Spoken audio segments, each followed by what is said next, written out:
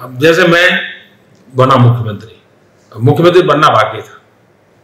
Mister Bhatia करके हमारे GAD के चीफ थे। मैं सीएम बनना बाकी था, लेकिन तय हो चुका था। सीएस मतलब क्या होता मुझे मालूम नहीं था।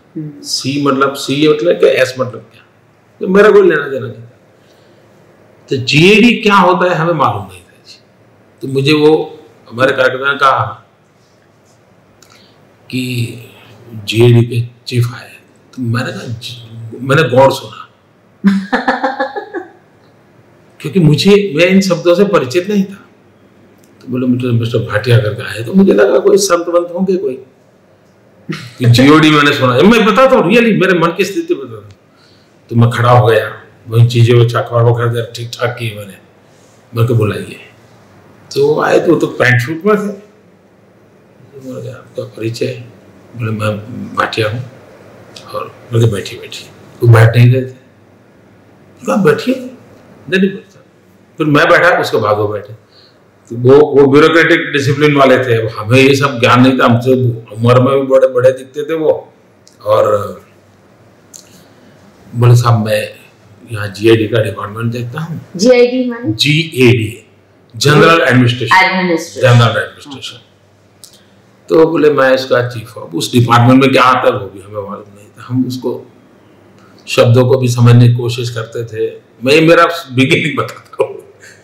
उन्होंने कहा साहब चीफ मिनिस्टर चैम्बर में कोई बदलाव वगैरह करना हो, कुछ व्यवस्थाएं खड़ी करनी हो तो आप बताइए।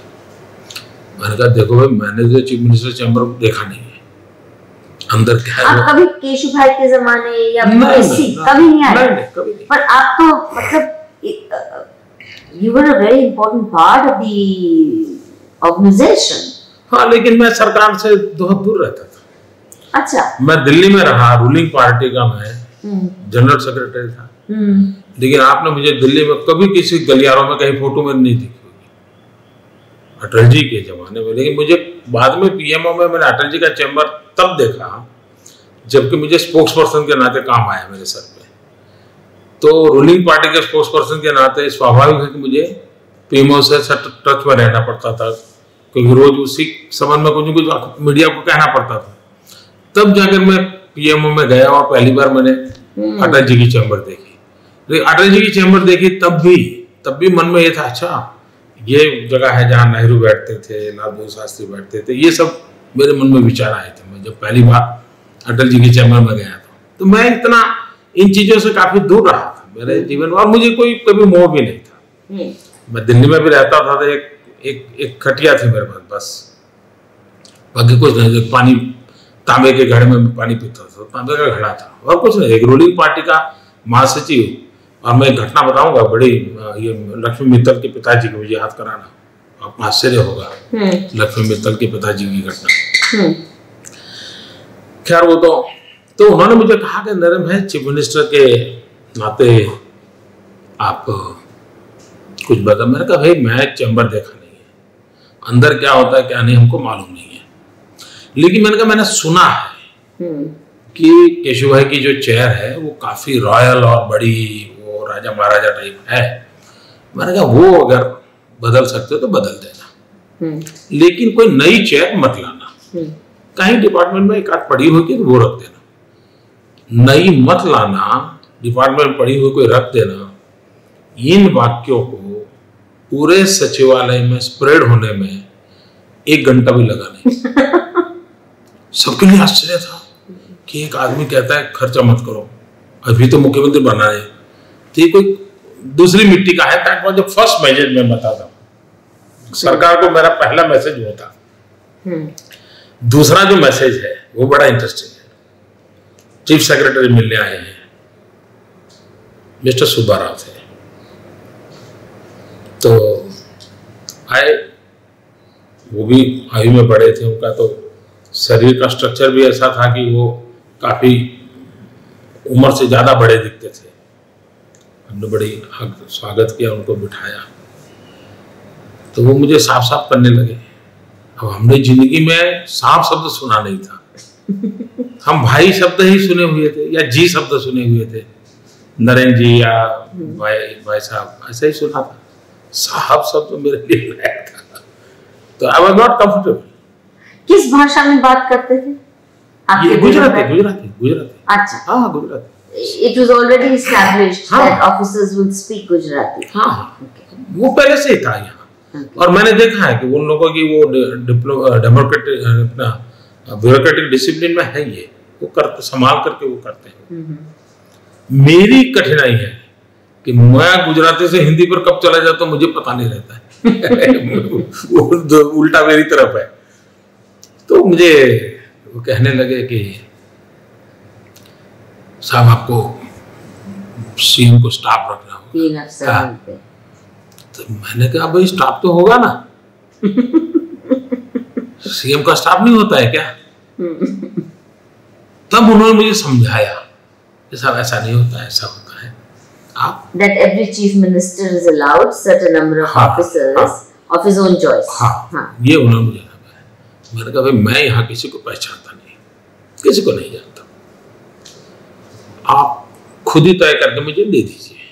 लेकिन मैं चाहूंगा कि वो उनकी इंटीग्रिटी, 4 चीजें बोली। हाँ, वो मैं उनको, एक इंटेग्रिटी, वर्कहोलिक हो, तो उसको वो हाईटेक हो, वो टेक्नो से भी हो, टेक्नो से भी हो। मैंने कहा मुझे और टीम वर्क सर, हाँ, टीम का उसका स्वभाव होना चाहिए। स्वभाव, ये टीम वर्क की आपको कहाँ से?